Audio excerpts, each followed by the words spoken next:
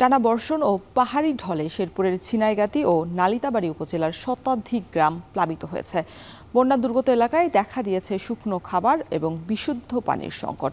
তলিয়ে গেছে রোপা আমন ও সবজি ক্ষেত, ভেসে গেছে শতাধিক মাছের ঘের। এ বিষয়ে আরও বিস্তারিত জানাতে ছিনাইগাতি থেকে যুক্ত হচ্ছেন সহকর্মী জাহিদুল খান সৌরভ। সৌরভ, জানাবেন যে পানিবন্দী মানুষ কি পরিমাণ পানিবন্দী মানুষ আছেন এবং আজকে শেরপুরের সার্বিক আবহাওয়া পরিস্থিতি জানতে চাই।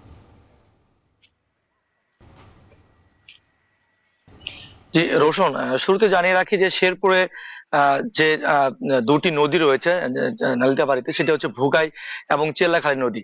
তো ভোগাই নদী গত 24 ঘন্টা যে পানি উন্নয়ন বোর্ড যে রেকর্ডটি করেছে সেটি হচ্ছে বিপদসীমার 65 সেন্টিমিটার উপর দিয়ে পানি প্রবাহিত হচ্ছে, এবং চেল্লাখালী নদী 525 সেন্টিমিটার উপর দিয়ে বিপদসীমার উপর দিয়ে কিন্তু পানি প্রবাহিত হচ্ছে।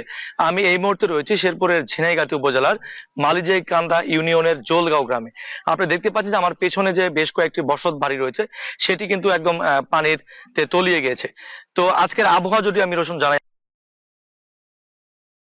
রাতভর বৃষ্টি এবং টানা বর্ষণের ফলে কিন্তু মূলত ওই পাহাড়ি ঢল এবং টানা বৃষ্টির কারণে মূলত এই বন্যার সৃষ্টি। তো গতকালকে আমরা দেখেছি যে গতকাল রাতে কিন্তু বৃষ্টির তেমন প্রভাব ছিল না। তো আজকে কিন্তু বৃষ্টি না থাকার কারণে কিন্তু পানির যে প্রবাহ সেটা কিন্তু তীব্র আকারে বেড়ে চলছে। তো এখানে বেশ কয়েকজন স্থানীয়দের সাথে আমি কথা বলেছিলাম, তারা বলছেন যে 88 সালের পরে কিন্তু তারা এরকম বৃহৎ বন্যা এই প্রথমবার দেখলেন। তারা মনে করছেন যে এটা মূলত ভারতীয় পানি, এবং এই ভারত থেকে পানি আসার ফলেই তারা কিন্তু এই ভোগান্তিতে পড়েছেন। তো আজকেও দেখেছি, আমি যেখানে দাঁড়িয়ে রয়েছে সেই গ্রামের পাশেই প্রায় 50টির বেশি মাছের ঘের কিন্তু পানিতে ডুবে গেছে। যারা মৎস্য চাষী রয়েছেন তারা খুবই চেষ্টা করছেন জাল টাল বিভিন্ন দিয়ে যেন তাদের এই মাছগুলি আটকানো যায়। তারা বলছেন যে তারা কোটি কোটি টাকার ক্ষতির সম্মুখীন হবেন।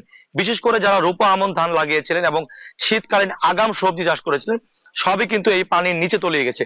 তো এই বিষয়ে আমরা কৃষি বিভাগের সাথে কথা বলেছিলাম। জেলা কৃষি বিভাগ আমাদেরকে জানিয়েছেন যে এই পর্যন্ত প্রায় 17,000 হেক্টর জমি রোপা আমন ধান কিন্তু পানির তলে ডুবে গেছে। পাশাপাশি প্রায় 600 হেক্টর জমির যে সবজি চাষ করা হয়েছিল সেটিও কিন্তু তলিয়ে গেছে। তো এই মুহূর্তে যারা এই বন্যা দুর্গত এলাকার যারা প্লাবিত রয়েছেন তারা বলছেন যে এখন পর্যন্ত স্থানীয় প্রশাসন থেকে তারা কোনো প্রকার সহযোগিতা পাননি। তারা বলছেন যে শুকনো খাবার এবং বিশুদ্ধ পানির একটা তীব্র সংকট দেখা দিয়েছে। তো রোশন, তারা বলছেন যে জেলা প্রশাসন থেকে যদি সহযোগিতা পায় তাহলে হয়তো কিছুটা দুঃখ দুর্দশা তারা লাঘব করতে পারবেন। তো এই ছিল শেরপুর থেকে বন্যা পরিস্থিতির আমার কাছে সর্বশেষ তথ্য। শেরপুরের সার্বিক বন্যা পরিস্থিতির খবর জানাতে যুক্ত ছিলেন জাহিদুল খান সৌরভ।